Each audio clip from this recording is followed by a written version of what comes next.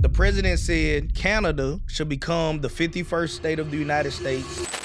I called him Governor Trudeau because they should be the 51st state, really. It would make a great state, and the people of Canada like it. They're about the lowest payer in NATO. They're supposed to pay much more. They haven't been paying. Most people stay broke because you don't never get past the stack money phase. You will make money, you will stack money, then you will blow the money you stack. Now you go back to make money. You never get to a point where you multiply your money. Vitality Air reportedly makes $300,000 a year selling air. Who buys air? I got so many questions. Weird money, you guys. Weird money, for sure. Welcome to episode 20 of the Income Autopilot podcast. I'm your host, JT, and I'm here with a special guest. What you want people to call you? Bro, they can't see you. You have to say something. Diesel. All right. And I think you too far away from the mic because I ain't hear you in the mic. Say it again. Diesel. Okay, cool. They heard that. All right, so I'm joined with a special guest, and you guys will hear his voice, but what we're going to talk about, first and foremost, is this clip right here. If you missed it already, I got you covered. All right, hold on. So listen up, then we're going to get into it. Panama Canal is a disgrace, what took place at the Panama Canal. Jimmy Carter gave it to them for $1, and they were supposed to treat us well. I thought it was a terrible thing to do. If those hostages aren't back, I don't want to hurt your negotiation. If they're not back by the time I get into office, all hell will break out in the Middle East. Well, we need Greenland for national security purposes. I've been told that for a long time. Are you also considering military force to annex and acquire Canada? No. Economic force, because Canada and the United States, that would really be something. But why are we supporting a country, $200 billion plus a year? Our military is at their disposal. All of these other things, they should be a state. That's why I told Trudeau, I hope to have 6 months. No, I hope long before 6 months. Look, Russia's losing a lot of young people, and so is Ukraine. All right, you guys. So the incoming president of the United States, possibly the president, depending on when you're watching this, has had a lot to say recently, and he hasn't taken office yet. The president said Canada should become the 51st state of the United States, pretty much because we protect them with our military. We're operating at a deficit, so we're giving them pretty much $200 billion a year, and they're not giving us as much as we're giving them. One, do you think Canada should be a state?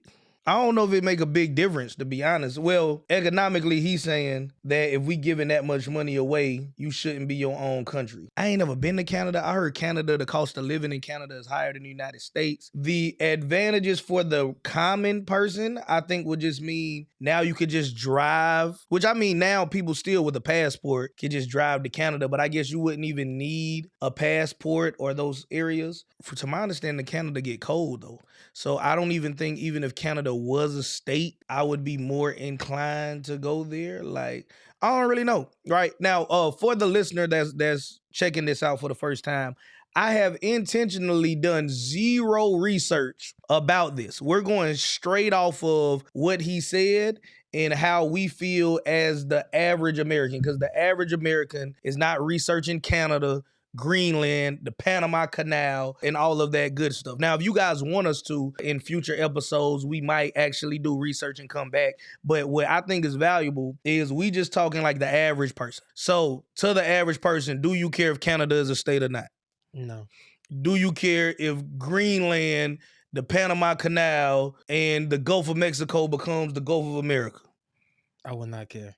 All right, so I think that's true for the vast majority of people, right? So will this happen? Well, Canada says it's not a snowball chance in hell that they'll become the 51st state. Greenland, well, I think Denmark said that they're willing to protect Greenland from being taken over by the United States. Yeah, Panama has no interest in becoming a part of the Panama Canal, rather, has no interest in becoming part of the United States. It's very funny though.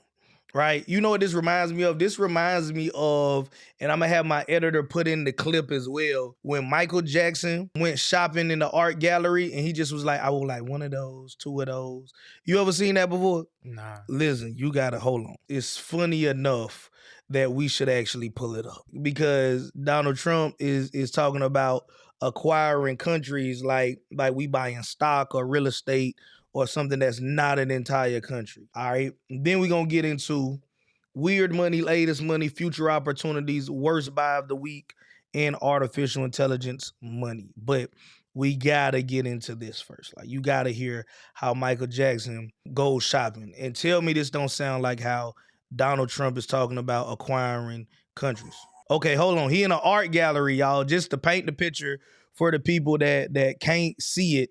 And I'll actually share it for all the visual people on our YouTube, right? So definitely, if you're not on the YouTube channel, get on the YouTube channel so you can see this. All right. This is this man in an art gallery about to run up a $200,000 bill like it's like a $20 bill. About midnight. This one, about this table, this chess set. Isn't it beautiful, this set? Your chess set in your library is... No, this one's bigger. This one's is bigger. Wow. Oh, it's sold, look. About this one, right? Is this yours? Yeah, that's the sold sign mean it's for me. Okay, how much is that one? Did we ever get this one, these ones? It's only 89,000. No. Can you put that on the list? Of course. Get your pen just so you can mark and not forget. I'm getting the list now. Mike said, get your pen and mark so you... Okay, did we get those? I don't believe so. I like those. Why don't we order those? Mike ain't say how much nothing costs. Yeah, I like those. Have you got enough space for all of this, Yeah, Michael? I do. You've got space? Yeah. Well, we in bought the house in these. Neverland, or? No, this would be for another house. Oh, for another one? Mike said, hey, stop playing with me. Like, hey, everything ain't at Neverland. This at another house. Yeah, this how President Trump talk about, yeah, I want Panama, I want Greenland, I want Canada. Yeah. Okay. We bought these, right? And these. Yes. And these. You like your urns, don't you? Yeah. And these we bought. Yes. And these. This table. These. These. Right? Yes. Look at these big blue ones. Look how beautiful these are. These, right? Oh, my goodness. These. Yes. Okay. Let's have a look at these ones. They're beautiful. Oh, that's only $275,000 each. So that's $500,000 for those two. But he's going to give us a good deal. That doesn't matter to you. Is he going to give you a good... He needs to give you a good... Listen, I thought he spent $200,000 total. He done got two pieces, and they already... He loves to bargain. How much has Mr. Jackson spent, do you think? Out of interest, just a round figure. Well, he hasn't put the bargain together yet. But I mean, based on the price of things, but a couple of million or... I'm not at liberty to say. These things are mine, right? It's like you surround yourself with stuff that's like an Bruh in the stove saying these things is mine. emperor's house, isn't it? What? It's like Louis XIV. It's my taste. Yeah. You could probably... Man, who you know go in when stuff is $250,000 a piece? To my you I want this. Retire, couldn't you, after just having one client? We're going to go down and out? Yeah, we're going to go down. Great. What about pictures, Michael? You love we your do furniture. You want these as well? We got these, right? Wow. Yeah. Yeah, I didn't have those before. What about pictures, Michael? You love your furnishings, but what about pictures? Paintings? Yeah, paintings. I like this one because they're bathing Apollo. This looks like Apollo. Oh, yeah. And the girls are bathing him. Yeah. Excuse me, I want that one there. Okay. And this one. Okay. Because we have this, I bought this statue. The whole marble is huge, bigger than life size. That's the bathing of Apollo, right? Yes. Michael definitely knows his art. Obviously. Hey, Michael Jackson is the best shopper of all time, like of any person, period. But yeah, for anybody that hasn't seen that clip, definitely just look up Michael Jackson goes shopping in Las Vegas. Like, tell me that is not how Donald Trump is buying countries. I don't know if he's buying countries. He said he's going to take military force, economic force, executive order force, and the man ain't even in office yet. But I had to start off by that. Hey, what I want to hear from you all is, how do you feel? Does it change your life at all whether Canada becomes the 51st state, whether we get Greenland, whether we get the Gulf of Mexico changed to the Gulf of America? Do you think that he's serious? Do you think that it's economically necessary? He also did touch on the deficit. Maybe he's talking about doing these kind of mergers so that way we can tackle the deficit. That is something that he seems to be serious about wanting to do. And if acquiring Canada, Panama Canal, Greenland, and the Gulf of Mexico would reduce the deficit, would that make any difference to whether or not we should do it or not, right? Do you believe him? Do you think he's a crazy man? Do you think we should even attempt to do it? Or where, if you were president, what would you do, right? Hey, what would you do, Diesel, if you was president of the United States? Make weed legal. Make weed legal. All right. So, okay, now let's look at some cool things that I want to talk to you guys about. All right. So you all know in every episode, we got to give you value, but there's certain things that we can't ignore. And I've never heard a president in my life, not saying that he's the first one to do it in the last 30 some odd years. I'm just saying I wasn't of age and aware in my lifetime before now to hear a president say, yeah, we should take Canada, Greenland, all of these places. Crazy to me, right? Funny though. All right, so let's talk about weird money. So weird money in this segment, what we talk about are ways that I believe most people may not know that people are making money, right? So that's why we call it weird money. So what I'm going to do is play you this clip. I'm going to get feedback from my guests, and then we going to talk about some weird money. And for those UK residents stuck abroad and feeling a bit homesick, one company is selling bottled air. This is real. Relocation website My Baggage is selling what they call authentic air from England, Scotland, Wales, and Northern Ireland. The company says it was inspired after research found sense of smell was linked to memories. It costs $33 a bottle. 25 euros, because the price is in euros, roughly $33 USD. And for those of you all that are visual, you see what's on the screen. But for the listeners, it is out of stock. One, how does air get out of stock? I don't know. But they got air in glass bottles, and they're saying that your sense of smell is linked to memories. There might be some truth in that. You believe your sense of smell is linked to memories? No. Like, like if you smell, I don't know, whatever your relative's best dish is. If somebody cooked that, you don't think about nothing. Or even if it's not food, I mean, I guess anything, right, could have that. Let's go back to the main screen. But there is a company also that I want to share with you all. The company is called Vitality Air. And what Vitality Air does, it has reported and has been verified to make $300,000 a year selling air. So the company that I just shared with you is a different company. They sell air from different countries, but Vitality Air reportedly makes $300,000 a year selling air. Now, who buys air?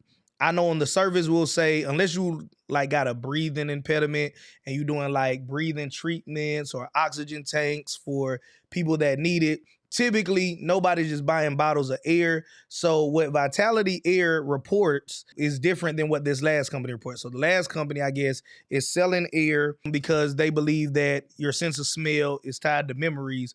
Vitality Air is actually saying that they sell clean air to places like China and other parts of the world where they have severe air pollution, and that's why they're able to sell air.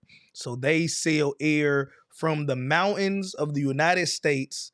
Man, you go ahead and say something if you want to, man. Like, you can speak your mind. I think it's a genius idea. I got so many questions. Man, go ahead and ask them. How they refilling these glass bottles with air? They just open and close the top? Just Or scoop. they blow in it? Nah, they don't blow it. They just, Vitality Air does have a machine that in theory sucks air. So you go up to a mountain or wherever they're going to source air and it sucks it in and then it shoots it into a bottle and then it seals it. My next question is, if they selling this place to very bad polluted places, how much air you going to take to live? It's a lot. Like theirs have like bottle. It's like a can with like a mask on it that you just do it and you just like, you shoot it up there, man. I don't know what it looks like to take air. Like, let me see if we can see what it looks like to take air. Vitality Air. What does it look like? Thirst on the body, might well get an oxygen mask, oxygen tank. I don't know if that's what they want. Okay, hold on. We're going to play this clip as well for the people, right? Because I actually went on and found from Insider Tech talking about Vitality Air. What they got to say about Vitality Air. Enhancing vitality. Hold on. What does that can say? Enhancing vitality one breath at a time. 100% pure Rocky Mountain air. Canned air to people in China. So it's a Canadian startup.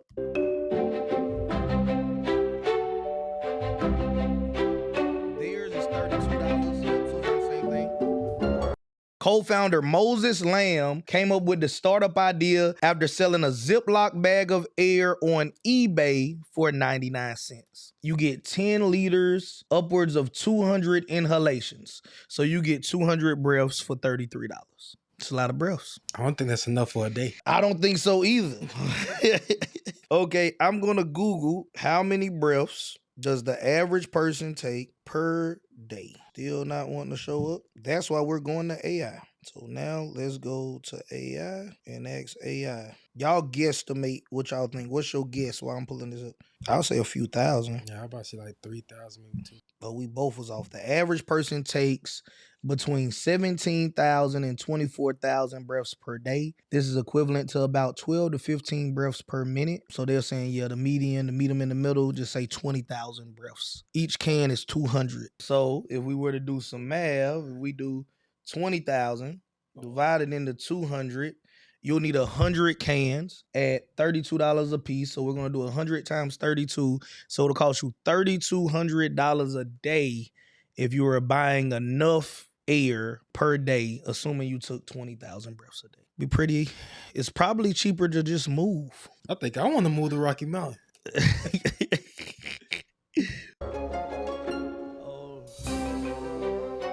wanted to do something fun and disruptive, so they decided to see if they could sell air. The company charges $13.75. Okay. Now, their website was a little bit different, so I guess they updated the prices. So they're saying they're only charging $13.75 for bottled air, $21 for pure oxygen. It wouldn't be that much. What do we do? 20,000 divided by 200, 100 times $13.75. I'm going to round up and say 14. It only costs you $1,400 a day. That's still too much. That's more than... To spend $1,400 a day per person. Yeah. Record-breaking air pollution levels in China have led to a surge in demand. Man, lean over here and see what the air look like in China. And I'm sure this is not the entire country, but for those of you all that are just listening in, the air look like fog. At least in this picture. Definitely got people walking through it with masks on.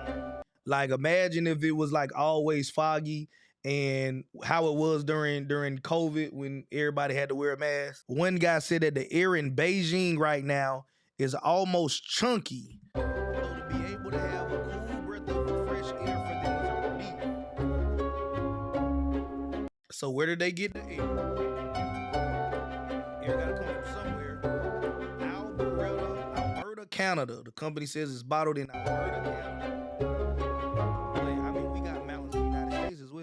They've sold 500 canisters in less than 2 weeks. You can get a twin pack for $48.99. All right, so if according to them, $13.75 a can, 500 cans, that's $6,875 was made in less than 2 weeks. Of course, that's not profit because they gotta pay for the cans. They plan to ship 4,000 more. Right, and I saw a study somewhere that said that they average right. If I handed you a $100 bill off of this, definitely, man, selling air. I'm a firm believer that your only limitation is your imagination. So if somebody ever feels like I can't make money, listen, there are people that literally sell air. And he got the idea because he sold a Ziploc bag of air for 99 cents on eBay. So now we got to go to eBay. Hey, you say he sold 500? Yeah, in the can. That's what, 2 people? Shoot, it might be if they got enough for the day. That's enough for a day. They ain't even enough for the day. I'm gonna go to eBay and literally just search for air and just let you guys see whatever pops up. Not air pods, not air freshener. Maybe I should just put in fresh air. Not filters. I'm gonna just literally put in what he sold. Bag of air. Bag of air. Bag of air from Antarctica. How much do you think it costs? What, $10? $4.99 plus $4.37 delivery. So yep, you'll be over $9. Bag of air from 2024 is listed for 4 cents plus $5 delivery. Somebody got a bag of air, it just they hand up like this. Like just they palm up with nothing in it for $1 plus $4.63 delivery. A bag of party air from the Donda release party, which is whose album? Kanye West's album. So I guess they took a Ziploc bag to the Donda release party and got some air. That's $500. It's cheaper to move. It has 11 people watching that. Bag of Dick's air freshener. No, that's something else. Not what you thinking. At least I hope not. Okay, let's say can of air. I'm not gonna lie, okay? I have bought air in the past. A can of air like to dust off the keyboard. You know what I'm talking about? Yeah. So I've bought an air before. So buying air is not necessarily like a crazy concept. I am really into like electronics and tech, and sometimes the best way to clean out like a keyboard. I know it for keyboards, but I guess there could be other use cases for it. Legitly though, is selling air really that weird? Cleaning duster, just compressed air in a can. I think the use case is different. We don't buy air. Like I didn't buy a can of air to shove on my face and breathe. But yeah, they're selling air to like remove dust. I guess some people use it when they're detailing cars. I guess to get in hard to reach places. They put the little extension nozzle on the can of air and it blows out the dust and whatever gunk. Yeah, so I mean, it's definitely weird money. Would you have ever thought, if we didn't talk about it today, about selling air online? No. Last thing we're gonna look up, and then we gotta go to the latest money makers, is I gotta ask Google, how much does it cost to start a compressed air company selling cans of air? Starting a compressed air company selling cans of air could cost anywhere between $10,000 and $30,000, depending on the quality of air, filling equipment, the cost of cans, marketing, local labor, with the major expenses being the purchase of the air compression and filling machinery and the cost of cans themselves, because we know the air is free. So it really costs more money to package up the air than the air, and then marketing the air, like how to make profits from fresh air business, a company called jrpacking.com. Let me see if they have anything else. Is it too late to start this business now? Right? They always think that China, India, and other countries are the most polluted countries in the world. The product of canned air is sold in countries with serious pollution.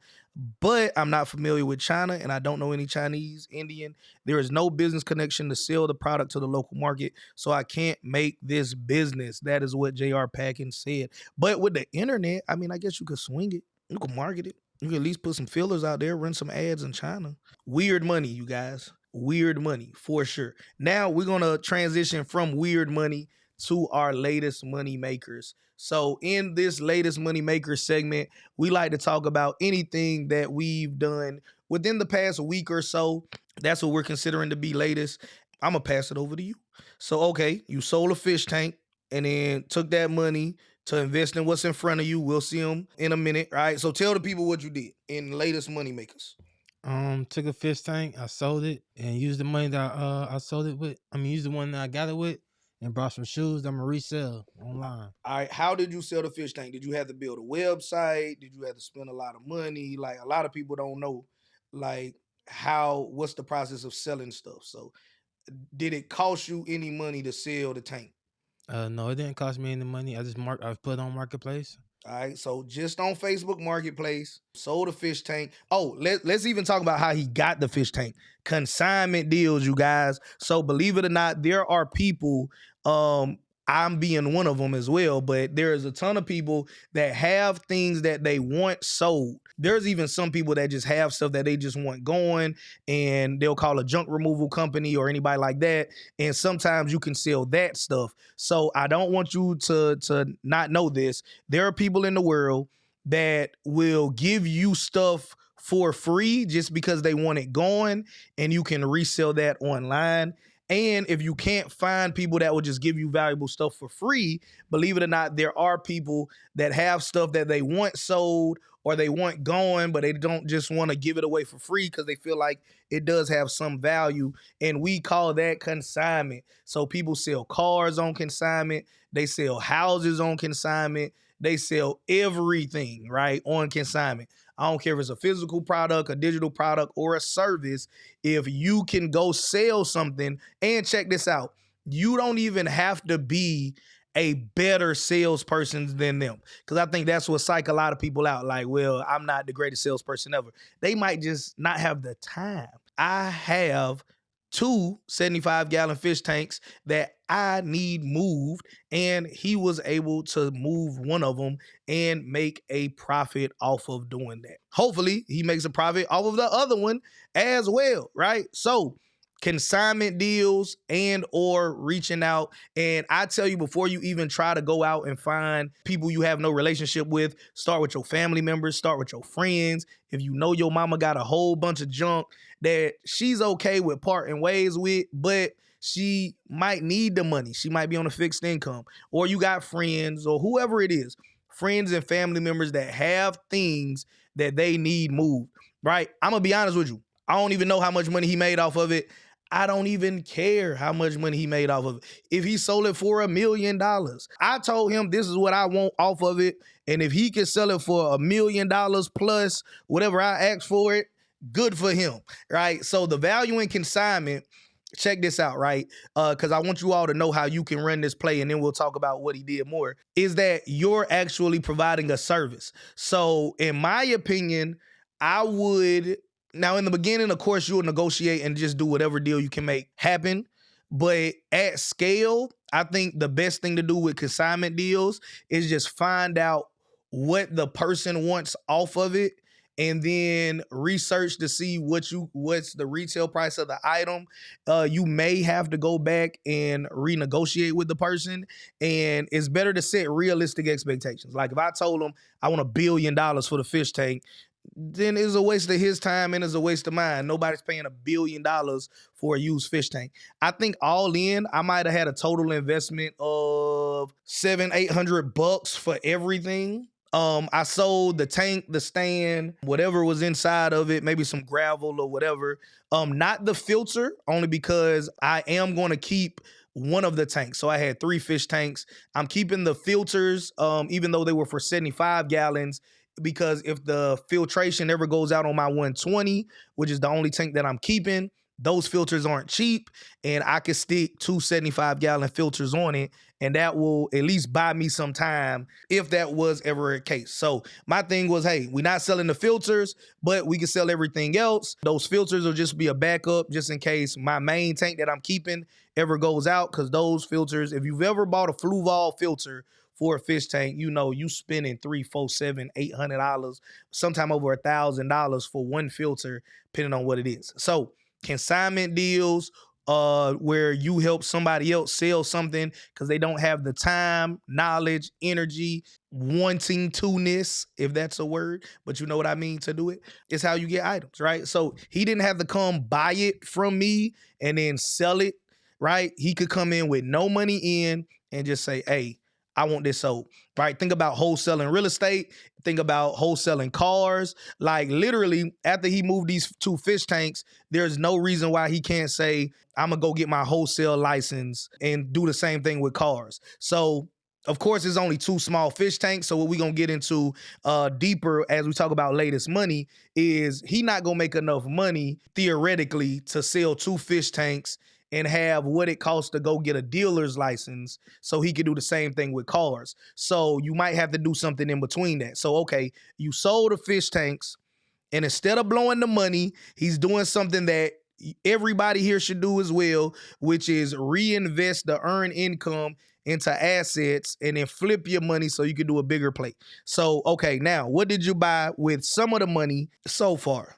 Yeah, I bought some Reeboks, the pump. All right, I'm gonna hold up one of them on camera, but anybody that knows the old school Reebok pumps, right? It say the pump on it. These are the ones you can actually pump the tongue up as well, right? So these the old school joints, right? How much money did you pay for these pair? It's a size 10.5 men. So how much did you pay for these Reebok pumps? What's up, family? Brief interruption, but I promise to get you right back into today's action. It recently came to my awareness that I am no longer allowed to teach you everything I know about making money, and that's legally. I have to do that. I always tell you guys, there's so many legit ways to make money. We're not going to do anything illegal, illegitimate, or immoral. So the reason why it's an issue in a nutshell is this. You could be a minor watching this, or you could be an elderly person that has a mental deficiency, and if you learn something here but you misapply it, then that could cause a financial hardship for you, your loved ones, blah, blah, blah, blah, right?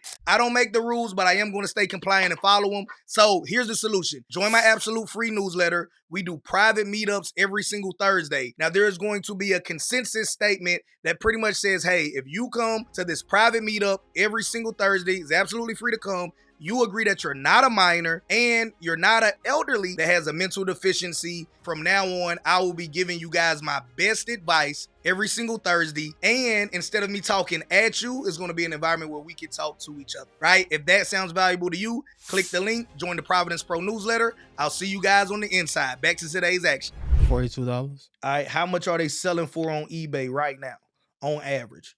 200. All right. 200, 150. Yup. So, hey, you guys, that's a play. So in latest money, I want you to understand, some people might look at it, and I'm gonna just make up numbers. Like I said, let's say he sold a fish tank for $200. He gave me $100. He kept $100. Well, somebody else would have just blew the $100, their share of the profit. But what if you say, okay, I'm gonna live below my means, like I don't have the $100, and I could spend what'd you say, $40 or $50? How much was those shoes? 40. Okay, I'm gonna spend 40 of my 100, and now I could flip 40 into 150, 200, right? And then maybe, okay, now I get on the low end, 150, 200, right? All in. Of course, there's going to be eBay fees. Of course, some of that is just getting his money back for the shoes. Of course, some of that is shipping. So it's not all profit, but he will have all of that money in, right? Put that with the 50 he got. Now he $200, right? It's not all profit, but he took nothing to $200. And I would say out of that $200, the profit, let's subtract $40 for the shoes. Let's say that we can fit it in a flat rate box, or depending on how light they are, maybe you don't even need that. I'm going to say no more than $20 to ship. Let's say eBay takes another 10% as well. They don't really take that much, or last time I sold, but there's going to be a processing fee with PayPal. There's going to be eBay fees as well. So we're going to round up, say that they take on $150, they take 15. You put 20 in shipping. That's 35 plus 40. So let's take $65 out of your 200. Let's call it, you got $200, but 135 of that is profit. But he can rinse and repeat. So he can go back and buy different shoes or a different product and flip those up as well, right? If I was to look it up, which I'm going to do it in real time, how much is a wholesale dealer's license? I'm in North Carolina. You guys will Google it for your area. So, a wholesale dealer's license in North Carolina costs $115. This license is known as a certification of registration. Let me make sure now, because that's a lick. A wholesale, let me put car dealer. I don't know if there's other types of dealer licenses. Nah, it's still, you know what I mean? And we doing this in real time. So, of course, there's more research that would be done. But let's say that he says, I'm going to flip this money until I get the total investment to do the wholesale car dealer's license in the state of North Carolina, South Carolina, or whatever state, right?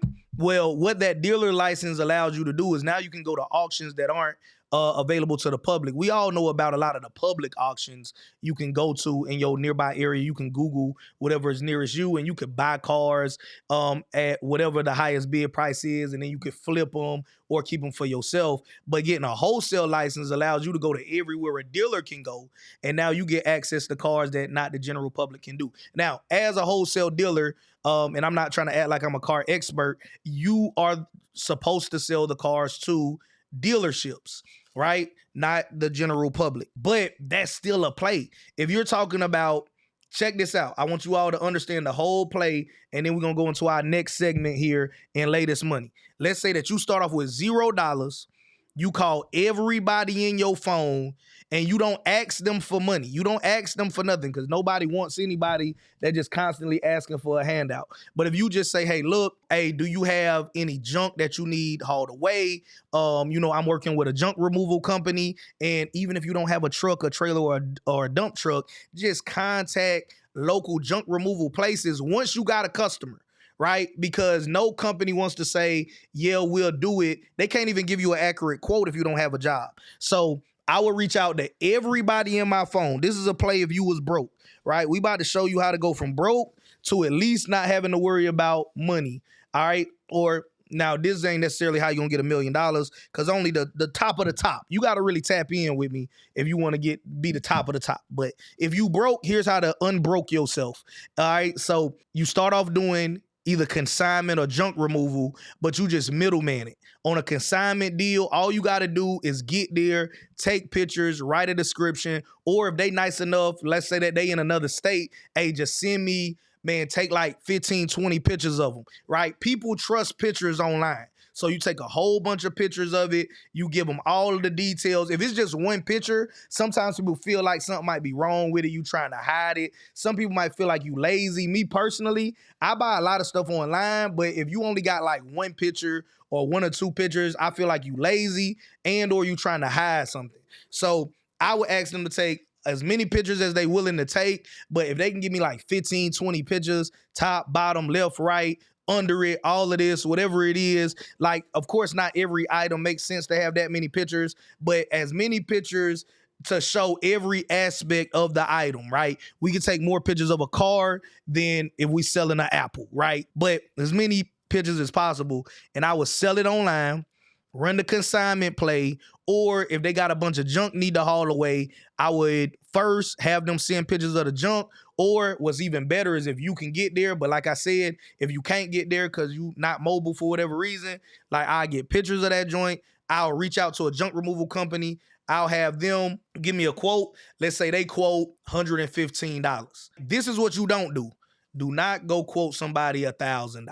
You could get away with throwing 30, 50, maybe 100 or 200 on top. It just depends on what it is. The bigger the job, the more you can put on it. But if it's a small job, like, don't try to put a ton of money on it, right? The customer's going to say no, and then you not going to make any money. So, man, don't be greedy. Just, hey, really all you did was make 2 phone calls. So if you can make 2 phone calls and make $30, let's put it in perspective. Like you had 2 conversations, you made $30, $50, $100, right? If you listed it online, that's one thing. You could charge more because you had to write the copy, which is the words that sold it. You might have to take the calls and negotiate the deal. But if all you did was middleman it on a junk removal play, don't go crazy with it, right? And if you in the Columbus, Ohio area, shout out to my brother Martin Extraordinaire. Be sure to call him. He the #1 junk removal and dumpster rental business in Columbus, Ohio, right? And hey, we standing on that. But $0. Let's say you could run this play conservatively till you got me. I personally would. It depends on the person though. I'm somebody that's pretty good at saving money now. I used to suck at saving money. It was just a mindset. So I would say if you real with yourself and if you know you can't save $3,000, because as soon as you see $2,500, you're going to want to go to the mall. You're going to want to do this. You're going to want to do that. I would say as soon as I get $1,500, or not even $1,500, if the license is $115, I would say, okay, I got enough money to reinvest in a new product to flip and spend $115.50 and be broke, I would do it then. As soon as I got an extra $115 and say, okay, I could spend $115, get the license, and if I'm gonna do, let's just use the same numbers we got now. If I can get a pair of shoes for $40, sell them for $150 to $200 and walk away with like $65 profit minimum after it's all said and done, that would be what, an extra $80 would get me 2 pairs of shoes plus $115. So now we talking, as soon as I get, if I'm not good with saving money, like $250. When I get $250 up, I'm gonna spend $115 on the dealer's license. I'm gonna spend another $80 on getting some items to flip, right? You gotta know yourself. Now, of course, maturity says at a certain age, you just gotta learn how to save money, like, cause it's levels to money. You got the stack money phase. Well, first you got the make money phase. After the make money phase, you got the stack money stage. After the stack money stage, you got the multiply money stage. After the multiply money stage, you got the attract money stage. Most people stay broke because you don't never get past the stack money phase. You will make money, you will stack money, then you will blow the money you stack. Now you go back to make money. You never get to a point where you multiply your money. This how you kind of like force yourself to multiply the money. So, okay, boom. Now this is side money. This ain't your bill money or whatever. This is the money that you made from zero. So the money you made, 100% of the money that you made from zero, this is what you run to play with. So you did consignment or junk removal, you stacked up. In this example, $250, your number will be different depending on what you buying and flipping. Maybe these same shoes ain't available in your area. Maybe you want to flip something else that has better profit margins. Maybe you want to flip something that has smaller profit margins, but you can source a lot of it locally. You see it's moving fast on eBay sold listings. You're going to make your money off the volume, not having to hit for, this big of a profit every time. So your numbers will be different. So don't get caught up on the numbers. Understand the concept. But going with that, once I got enough money to do a couple of plays, fast moving plays, and get the dealer's license, man, I would get a dealer's license. Because now, check it out. What if I don't have the money to go to the dealer auctions that I'm allowed to go to, be able to buy a car? Let's say still a car might go for $2,500 that I could sell for $4,000. Well, what if I bring somebody with me and say, hey, look, you could come with me to the auction. I'm a bid on the car. Whatever the highest bid is, I charge $250 or $500 or whatever it is, right?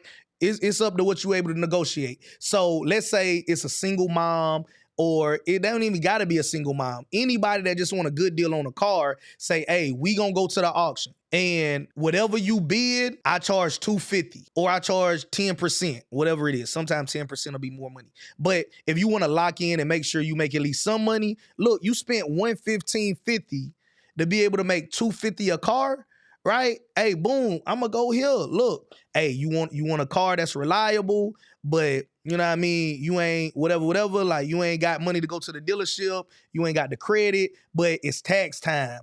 But you got some money saved up or whatever, right? Boom, let's go to the auction, right? That's one option. So you could take people there and just be straight up with them. I charge 10% on the highest bid for you using my license to be able to buy it. Or I charge $250 flat on every car, right? But however many cars you want, bet. But hey, whatever it is, you got to give me $250 per car, right? And they might say, hey, I just want one car. I'll pay you $250 and let's go to the auction together. Or what I would do, because relationships is more important than money. If you got good relationships, you can make money forever. I wouldn't charge them up front. I would charge them after they get a car, because they might go to the auction and get outbid on everything, and then they gonna kind of feel gypped, like I spent $250, but I ain't got no car. So I would charge them on the back end and be like, hey, boom, you got a car, you won the bid, it's gonna cost this much of money, you using my dealer license, right? It's $250 on it. That's what I would do.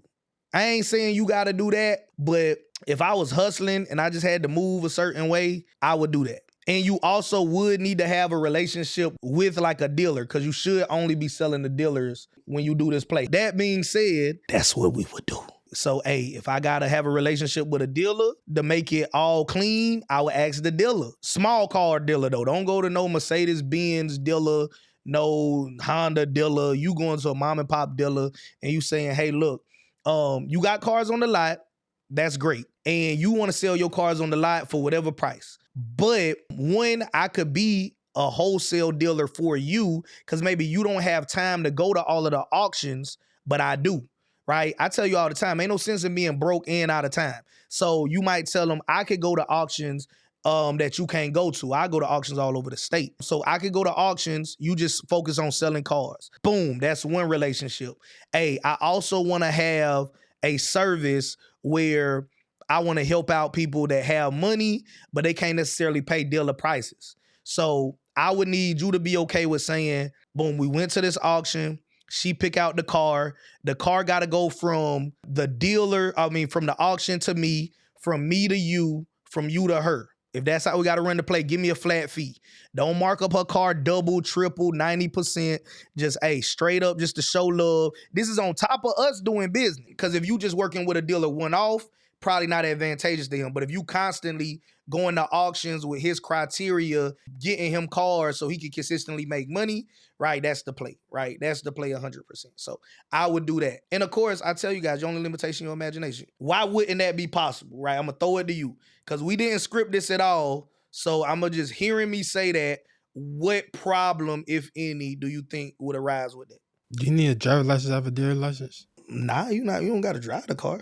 I mean, you should test drive the car or look at it to make sure it works, but you don't got to drive it off of the lot. Well, I'm saying lot, but you guys know what I mean. If you go to the dealer auction, the land that all the cars are parked on. I mean, I could Google that too.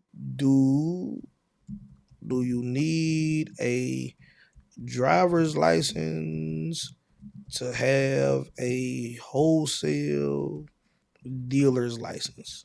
What I would say if it says yes, and I'm waiting for it to Google it, I would just partner with somebody that does.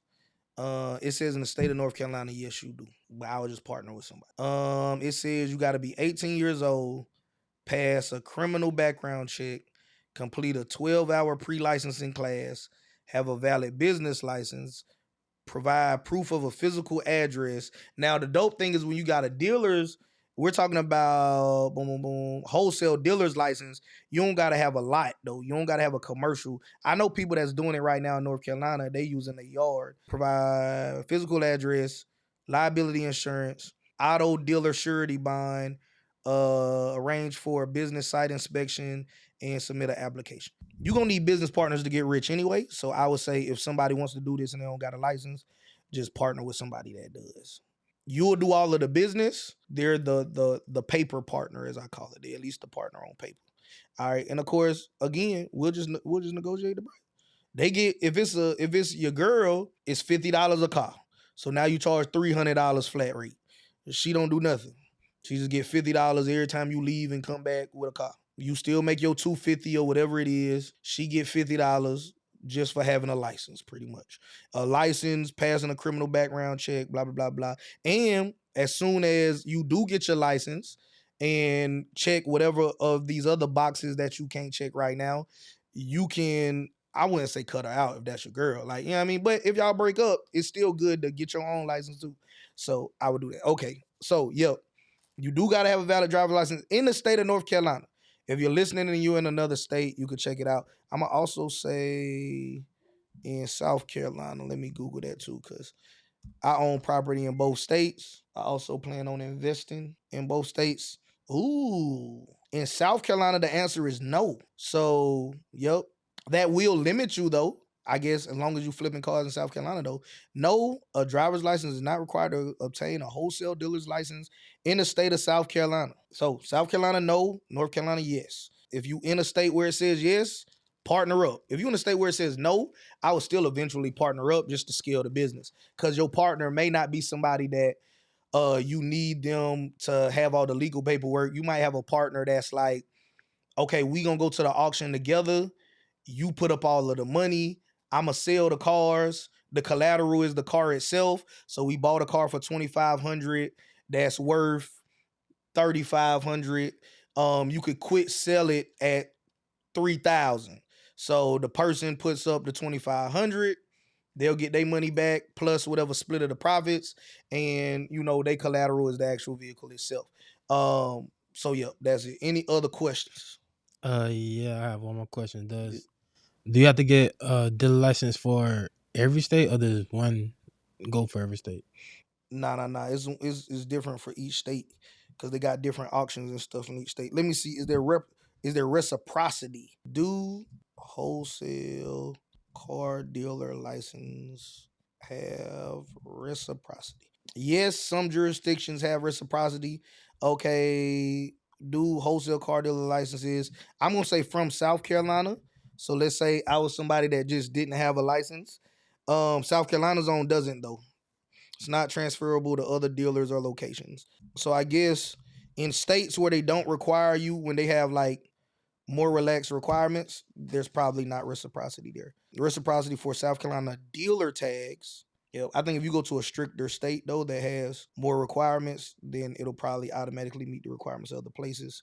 They'll give you reciprocity. So we talked about good questions. We talked about reciprocity. We talked about you looking it up in your state. If you're in North Carolina like me, you do need a license. If you're in South Carolina like my family, you don't. If you're in both states like I am as an investor, pick one. That being said, we will do that. Let's talk about other ways to monetize it as well, talking about latest money makers. So you can work out that deal where you work with dealers and you bring dealers cars because they don't have the time to go to all of the auctions. So you're going to go to every auction with their criteria and bring them cars that they can move.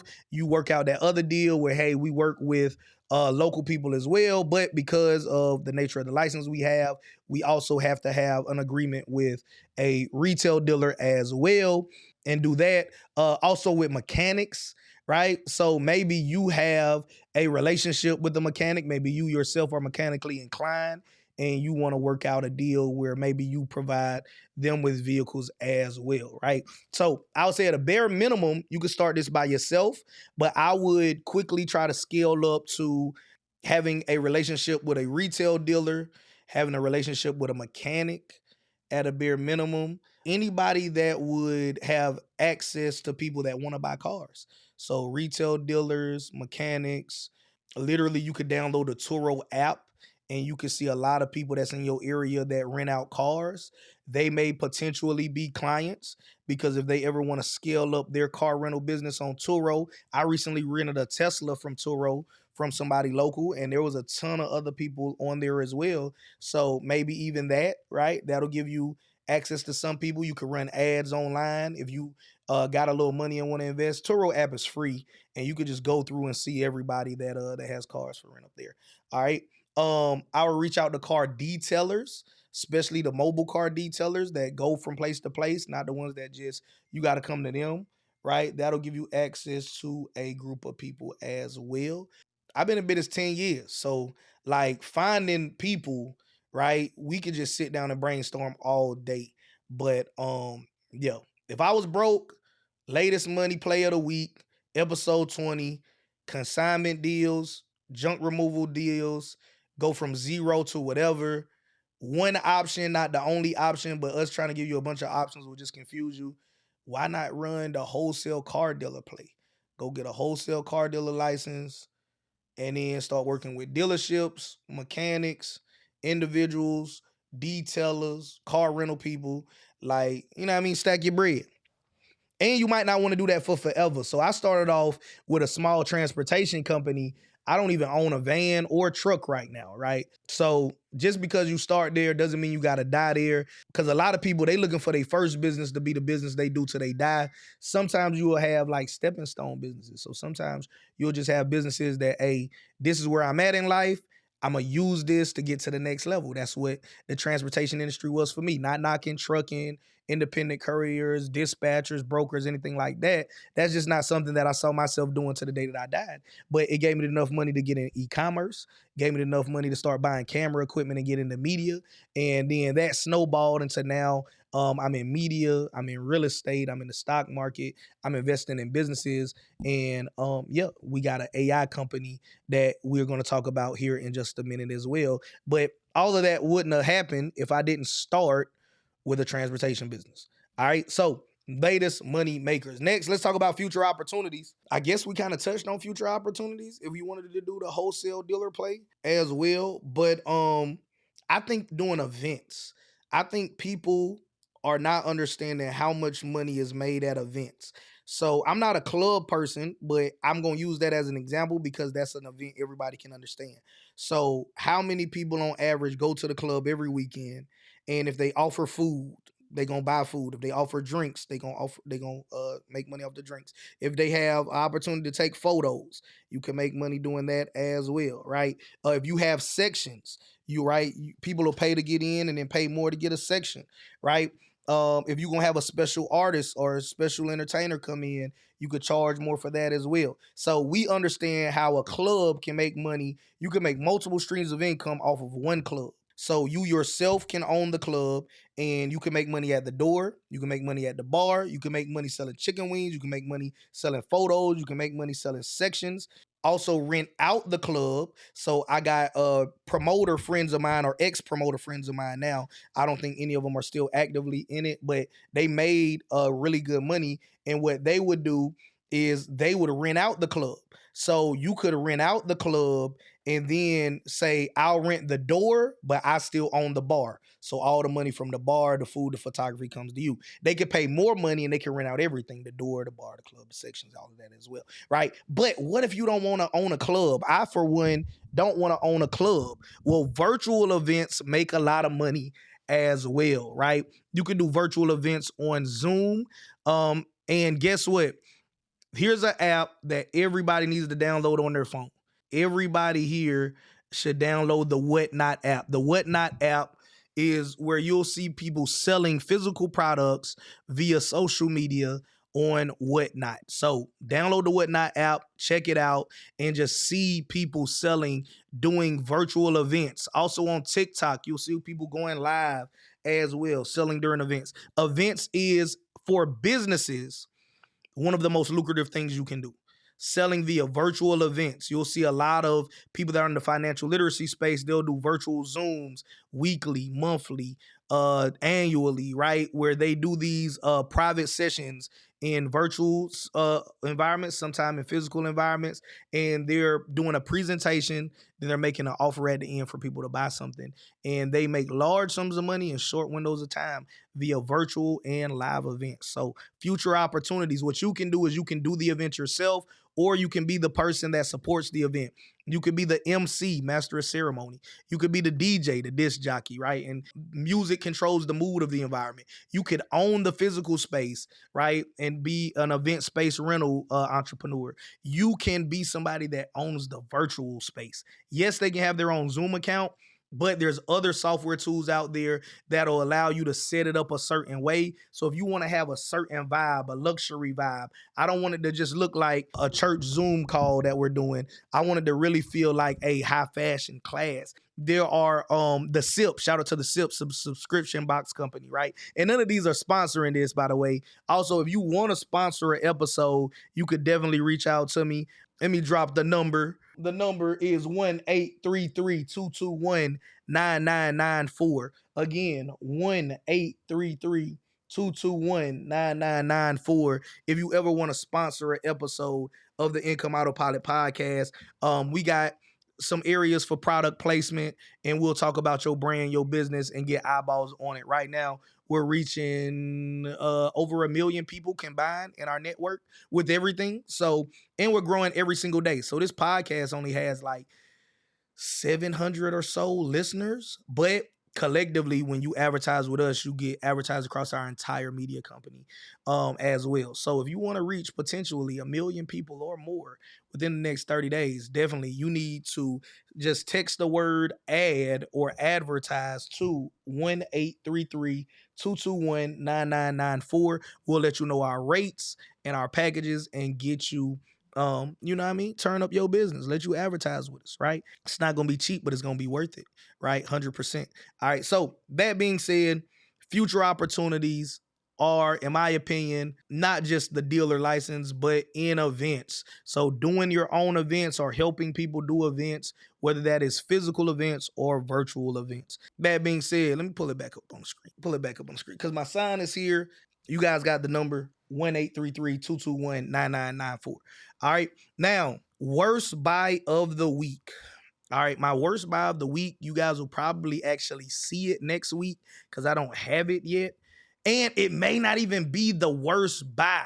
It's just the worst buy this week. Fake money. Your boy did it, man. I bought 100,000 fake dollars. And I would dare say only the people that listen to episode 20 of this podcast, unless I decide to talk about it in future episodes, will know that. There's a rapper by the name of Belly Gang Cushton. And outside of Atlanta, he went on the interstate with 75,000 in the middle lane with traffic all around him, stopped the car and had his man take pictures of him and put he on I-75 with 75K. I got to show you the picture of that. And I said, you know what? I like that trend. I want to go on I-95 with 95K. I don't think it's fiscally responsible to do real money, right? Now, by the grace of God, do I have a real 95K? Not in cash, but in assets, because I just believe that having my money working for me is better than just having it lose money through erosion, aka the price of everything going up. We call it inflation, but basically that's what it is. Your money just erodes its value over time. I'm gonna share these with my editor. They're gonna pop them up on the screen. Yeah, it's 2 pictures that you can swipe through and tell me what you think of that, right? He on I-75 with 75K. I'm gonna be on I-95 with 95K. It's funny, right? It's definitely a trend. Okay, I'm telling you guys it's fake money. Why am I telling you that, right? Wouldn't it be cooler? Now, I don't know if his is fake or real money. I'm going to give him the benefit of the doubt and say it's 100% real because I don't know. Why am I keeping it real on the Income Autopilot podcast and telling you guys that I bought fake money? Now, the money look real at a distance. Up close, it'll say Acme Studios, right? Believe it or not, there are a lot of people that only believe what they see and they don't even know what they seeing, right? To be real with you, I own a legit Rolex. Do you know how to tell if a Rolex is real or not? No, I do not. All right. So a real Rolex has a serial number engraved on it that you should be able to verify on a database. That's one way. Now, other people, they can look at it and say the hand, the numbers, the whatever. But the way that I know if one's real or not, when I was taught about it, there was like real Rolexes have serial numbers on it, and you should be able to verify that serial number in a database. Now, could somebody put a fake real serial number on a fake watch? They could, but I also only buy my watches from Rolex themselves or whatever dealer I'm going to, right? If I'm gonna get a Panerai or Panerai, however you want to pronounce it, I got one of those as well. I'm gonna go to the Panerai dealer, right? If I'm gonna get a Richard Mille, I want to go to where they sell authorized Richard Milles or Richard Mille directly themselves if there is a location, right? That being said, the average person, if they see you with money, if they see you look a certain way, they assume that you really got it. And I'm going to be real. My sincere goal is to help as many people as possible, including the people that just want the show. Now, just because you want the show don't mean that I'm going to go to the middle of Interstate 95 with 95,000 of my real dollars on a cold, what month is it? January, on a cold January day with the wind blowing and let my real money fly down the interstate just so I can get your attention and teach you how to make real money in a way where you're not overly dependent on that job, right? So I do want to help the people. I do want to save as many people as I possibly can, but I'm not going to do it at the expense of me running down Interstate 95 chasing money in the wind, right? So because of that, we going to use fake money, right? Now, the point is the same. I do have 95,000 real dollars. I am not going to take my real $95,000 out of an investment, put it in a bank account, take it out of the bank account. I'm not going to sell stocks, move that from my brokerage account to a bank account, take it out of the bank account, put it in the middle of the road, take a couple of pictures, put it back in the bank, put it back in the brokerage account, and then hope I can buy the stock at the same share price I got it at now so I got the same upside. Nah, I ain't doing that. But I will do fake money, right? And you will start seeing in videos. I dare say anybody smart, it don't make sense to have that much cash. I got an uncle in Baltimore that got robbed, and he was just excited because they didn't make him take his pants off. Once upon a time in Baltimore, robbers was coming and they were aiming guns at people and saying, hey, man, empty your pocket. I want your phone, your wallet, your money, whatever you have, keys, right? And people was fighting back. Or people would have a weapon on them, so they would dig in their pocket, pull out a gun, a knife, whatever. And robbers started getting hurt. And what these robbers realize is that they robbers, but they don't want to get hurt. right? They want a nice, clean, safe robbery. So what they started doing is they would come, put a gun in your face and say, get naked. Now, they didn't mean butt naked, but they kind of did mean butt naked. They just wanted you to take off your pants, so that way if you had a gun, a knife, or anything on you, all of that will fall, and then they could safely grab your pants, run down the highway. My uncle got robbed, and he's not a gangster, drug dealer. He was being cheap, right? Which is why it doesn't pay to be cheap. He went to the hood to get his semi-truck washed because they did good work cheaper in the hood. So he was just in the hood. Now, in the hood, there is no inside waiting room or anything like that, right? It's just a parking lot, pretty much. And they got access to the water, the soap, and the materials. So you got to stand outside. They don't even got chairs. You got to stand outside of your truck while they detail your car in and out. And he said they do the best job in the city, but anybody could just walk past and see you getting your car detailed. And he was on the phone, minding his own business, and a guy walked up to him, and when he turned around, there was a gun in his face. And luckily, they didn't tell him to get butt naked. They said, just give me your phone and your wallet, and then they ran down the road. I think that was the best thing to do in that situation. What you think, Diesel? Yeah. Yeah, that was the best thing to do, man. You got to keep your pants. We don't know if the gun was loaded or unloaded. We don't know if the guy was scared or not scared. The safest thing to do was just give it up, right? He went and got another phone, canceled his credit cards. I think he said he had like maybe $200 in cash. Since then, I try not to carry cash, right? If I do have cash, I try to spend the cash first, all right? And it's just a safer way to move. Safer way to move. I can see that picture again. What, of the guy? Yeah, the 75 on 75. No, he had 75K on I-75. So what would happen? What would happen if somebody just hit him with the door and take the money?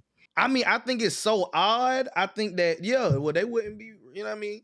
I don't know who taking the picture, and I don't know if they armed or if you really want to shoot it out in the middle of Atlanta traffic on the freeway. I think really just the shock factor is what saved them, right? I think the fact that you going down the highway at whatever speed you travel on the interstate nearest you, you not expecting a car, presumably with hazard lights on, that's in the middle of the road. You probably going to assume as you approaching it, it's broken down. You're not assuming it's $75,000 on the ground in front of it. So you probably gonna pass that car so fast that even if you, like, your passenger or whoever see it, by the time you see it at 75 miles an hour, you gone, right? So you gonna have to what? You gonna have to, are you gonna stop in the middle of the interstate and back up? Well, if they do that, they gonna see you, at least the person taking the picture, and they gonna pick up the money, get in the car and drive off. Like, or you gonna try to go to the next exit and circle around? This photo probably took less than 30 seconds, I would say. They came, they put the money down, they took 2 pictures, right? The person already had the camera on. They already, mapped it out. Run, drop it down real quick, take 2 pictures, take 1 picture like this, 1 picture like that, pick the money up, get back in the car, drive off. That's so much to flex. So this probably was less than a minute, less than 30 seconds. And it was gone, right? And it was gone. But what I will tell you is he went viral for it. I might intentionally drop this episode after I post a picture just to see. And you guys will know by the time you hear it. Matter of fact, I will. If you're hearing this, I've already posted the picture. Not literally as I'm saying it, because it's supposed to come in the mail tomorrow. But we're going to take the picture and we'll post the picture on Instagram. And then we'll release this episode, and you guys will know that it wasn't real money. We'll see. What you think? What's your hypothesis prior to the money even getting here? We go viral? Yes, we'll go viral. Yeah. We stay safe. Got me on 95. Yeah. I mean, still, yeah, they're not gonna be thinking about it. Like, they're not gonna be thinking about it. We're gonna be fine. Just fine. Right. You scared? No. Okay, that's my worst buy of the week. All right, fake money, worst buy of the week. Best buy of the week wasn't even my buy. I would say those shoes. Those shoes probably the best buy of the week. Best buy of the week were the shoes. Hey, eBay sold listings for the play, you guys. And artificial intelligence money. And look, if we go viral with the fake money, I reserve the right to say that is the best buy instead of the worst. I have no idea what's going to happen. I just think it's going to be funny. Can I even do this? Are you Siri or are you Alexa? You Siri, right? Hey, Siri, what day is it? It doesn't say it. Can they say it? Can you pronounce it? She won't pronounce it. Okay. Can you guys, let me see if I can get it to focus. It says it's Thursday, January the 9th. Hey Siri, what day is it? It's Thursday, January the 9th, right? Just so we can date this conversation. After we post it, if we go viral, that's also the best buy. All right. And let's end with artificial intelligence money play of the week. JerryGenie.com. JerryGenie.com is by far the best AI investment you can make right now. It is your virtual AI mentor that not only is designed to give you the right answer, it's also designed to help you take immediate imperfect action, right? Your road to success will be paved with immediate imperfect action, and you just gonna have to take it, right? Some people are waiting for the perfect play. Ain't no perfect play, ain't no perfect way. All you gotta do is take immediate imperfect action consistently to reach your financial goals, right? Hey, hope you guys enjoyed listening to and watching this episode of the Income Autopilot podcast.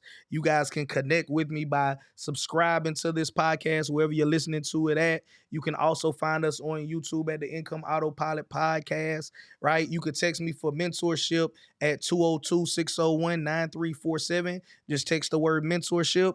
And if you want to advertise, you can text the word ad or advertise to 833-221-9994, right? Hey, see you guys in the next episode.